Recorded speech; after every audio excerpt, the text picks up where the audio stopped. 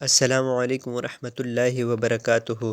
پیارے بھائیوں اور بہنوں، کیسے ہیں آپ سب؟ امید کرتا ہوں آپ سب خیریت سے ہوں گے۔ آج کا جو ہمارا ویڈیو کا ٹاپک ہے وہ ہے قصہ حضرت یوسف علیہ السلام کا پارٹ 10۔ اس سے پہلے میں 9 پارٹس بنا چکا ہوں، اگر آپ نے نہیں دیکھے تو میرے چینل پر وہ تمام ویڈیوز موجود ہیں، آپ وہاں سے جا کر دیکھ سکتے ہیں۔ تو چلیے دوستو، شروع کرتے ہیں اپنے آج کی ویڈیو کو۔ لیکن اس سے پہلے آپ سے ایک چھوٹی سی گزارش ہے، اگر ابھی تک آپ نے ہمارے چینل کو سبسکرائب نہیں کیا تو کر دیں، ساتھ موجود گھنٹی کے نشان کو بھی دبا دیں تاکہ ہر نئی آنے والی ویڈیو سب سے پہلے آپ کو مل سکے۔ تو چلیے چلتے ہیں اپنے آج کے ٹاپک کی طرف۔ حضرت یوسف علیہ السلام کا تعبیر بتانے سے پہلے دعوت توحید پیش کرنا۔ حضرت یوسف علیہ السلام کے جیل کے ساتھیوں نے جب آپ علیہ السلام کو اپنا اپنا خواب سنایا تو آپ علیہ السلام نے موقع کو غنیمت سمجھتے ہوئے انہیں اللہ تعالیٰ کی توحید اور دین کی باتیں سمجھائیں۔ اس کے بعد ان میں سے ہر ایک کو اس کے خواب کی تعبیر بتائی۔ فرمان الہی ہے، ترجمہ: یوسف علیہ السلام نے کہا، تمہیں جو کھانا یہاں ملتا ہے اس کے آنے سے پہلے ہی میں تمہیں ان خوابوں کی تعبیر بتا دوں گا۔ یہ سب اس علم کی بدولت ہے جو میرے رب نے مجھے سکھایا ہے۔ بے شک میں نے ان لوگوں کا دین چھوڑ دیا جو اللہ پر ایمان نہیں رکھتے اور آخرت کا بھی انکار کرتے ہیں، تو میں تو اپنے باپ دادا یعنی ابراہیم، اسحاق اور یعقوب علیہ السلام کے دین کا پیروکار ہوں۔ ہمارے لیے یہ جائز نہیں کہ ہم اللہ کے ساتھ کسی کو بھی شریک کریں۔ یہ عقیدہ توحید ہم پر اور لوگوں پر اللہ کا خاص فضل ہے، لیکن اکثر لوگ ناشکری کرتے ہیں۔ اے میرے قید خانہ کے ساتھیوں، تم خود ہی سوچو، کیا مختلف معبود بہتر ہے یا ایک اللہ جو سب پر غالب ہے؟ اس کے سوا تم جن معبودوں کی عبادت کرتے ہو وہ تو صرف چند نام ہیں جو تم نے اور تمہارے باپ دادا نے خود ہی رکھ لیے ہیں۔ اللہ نے ان کی عبادت کی کوئی دلیل نازل نہیں فرمائی۔ تابعداری صرف اللہ ہی کی ہے۔ اس نے حکم دیا ہے کہ تم سب صرف اسی کی عبادت کرو، یہی صحیح دین ہے، لیکن اکثر لوگ یہ بات نہیں جانتے۔ سورہ یوسف آیات نمبر 37 تا 40۔ حضرت یوسف علیہ السلام کا خوابوں کی تعبیر بتانا۔ حضرت یوسف علیہ السلام نے اپنے جیل کے ساتھیوں کو اللہ تعالیٰ کی توحید اور دین کی باتیں سمجھانے کے بعد انہیں تعبیر یہ بتائی کہ تم میں سے جس نے اپنے آپ کو شراب نچوڑتے دیکھا ہے اس کی تعبیر یہ ہے کہ اسے قید سے رہائی ملے گی اور وہ دوبارہ اپنے بادشاہ کو شراب پلانے پر مامور ہوگا، اور جس نے اپنے سر پر روٹیوں کے ٹوکرے دیکھے ہیں اسے پھانسی دی جائے گی اور پرندے اس کے سر سے گوشت نوچ نوچ کر کھائیں گے۔ فرمان الہی ہے، ترجمہ: اے میرے قید خانہ کے ساتھیوں، تم دونوں میں سے ایک تو اپنے مالک یعنی بادشاہ کو شراب پلانے پر مقرر ہو جائے گا، لیکن دوسرا سولی پر چڑھا دیا جائے گا اور پرندے اس کے سر میں سے گوشت نوچ نوچ کر کھائیں گے۔ تم دونوں جس بارے میں مجھ سے پوچھ رہے ہو اس کام کا فیصلہ کیا جا چکا ہے۔ سورہ یوسف آیت نمبر 41۔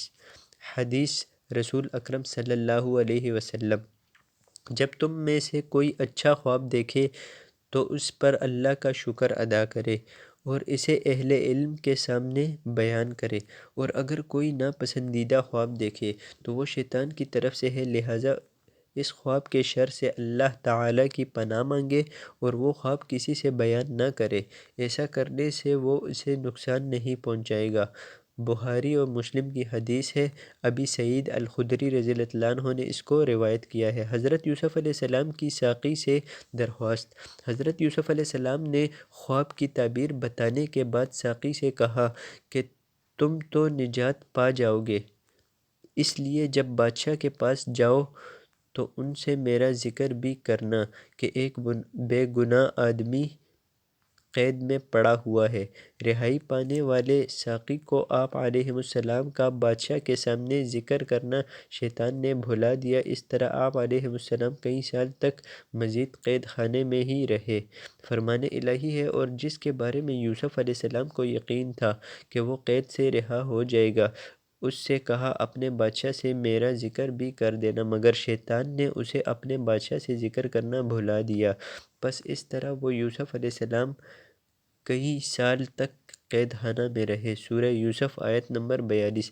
شاہ مصر کا خواب اور حضرت یوسف علیہ السلام کی تعبیر۔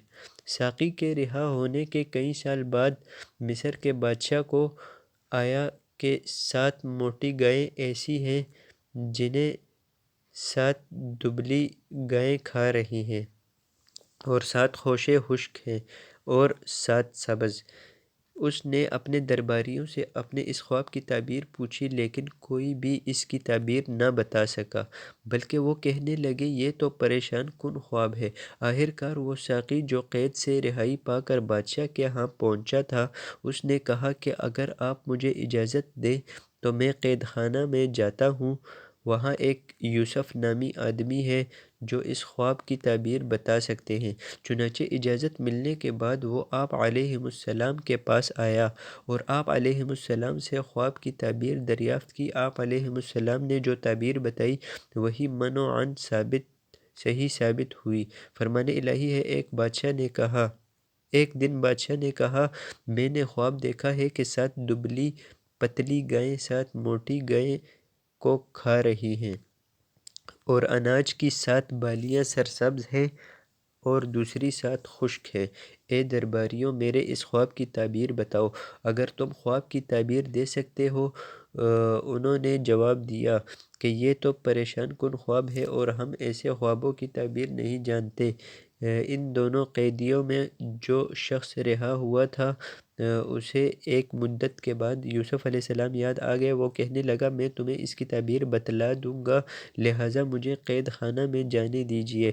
اس نے جا کر کہا اے بہت ہی سچے یوسف علیہ السلام، آپ ہمیں اس خواب کی تعبیر بتائیے کہ 7 موٹی گائیں ہیں جنہیں 7 دبلی گائیں کھا رہی ہیں، اور 7 سبز خوشے ہیں اور 7 خشک ہیں، تاکہ میں واپس جا کر ان لوگوں سے کہوں شاید وہ آپ کی قدر و منزلت جان لیں۔ یوسف علیہ السلام نے جواب دیا کہ تم 7 سال تک لگاتار کھیتی باڑی کرتے رہو گے، اور اس دوران تم جو فصلیں کاٹو گے اناج کو بالیوں میں ہی رہنے دینا تاکہ وہ محفوظ رہے، سوائے اس تھوڑی سی مقدار کے جو تم کھاؤ گے۔ پھر اس کے بعد 7 سال نہایت سخت قحط کے آئیں گے۔ اس زمانے میں وہ غلہ کھا لیا جائے گا جو تم نے ان 7 سالوں کے لیے ذخیرہ کیا تھا، سوائے اس تھوڑے سے غلے کے جو تم بیج کے لیے روک رکھتے ہو۔ پھر اس کے بعد جو سال آئے گا اس میں لوگوں پر خوب بارش ہوگی، اور اس سال وہ پھلوں کا رس خوب نچوڑیں گے۔ سورہ یوسف آیات نمبر 43 تا 49۔ شاہ مصر کے خواب کی تعبیر بتانے پر آپ علیہ السلام کی رہائی۔ جب بادشاہ کے ساقی نے حضرت یوسف علیہ السلام سے بادشاہ کے خواب کی تعبیر پوچھی اور آپ علیہ السلام نے اس کی تعبیر بتائی تو وہ فوراً بادشاہ کے پاس پہنچا اور حضرت یوسف علیہ السلام کی بتائی ہوئی تعبیر اس کے سامنے پیش کی۔ خواب کی تعبیر معلوم ہونے پر بادشاہ بڑا خوش ہوا اور حضرت یوسف علیہ السلام کو اپنے خاص وزراء میں شامل کرنے کے لیے اپنے پاس لانے کا حکم دیا۔ جب بادشاہ کا قاصد آپ علیہ السلام کے پاس حاضر ہوا تو آپ علیہ السلام نے اس وقت تک قید خانہ سے باہر نکلنے سے انکار کر دیا جب تک آپ علیہ السلام کی مکمل بے گناہی کا اظہار نہ ہو جائے۔ آپ علیہ السلام نے قاصد سے کہا کہ بادشاہ کو میرا پیغام پہنچا دو۔ جن عورتوں نے مکر و فریب کرتے ہوئے اپنے ہاتھ کاٹ لیے تھے ان سے پوچھیں کہ اصل حقیقت کیا تھی۔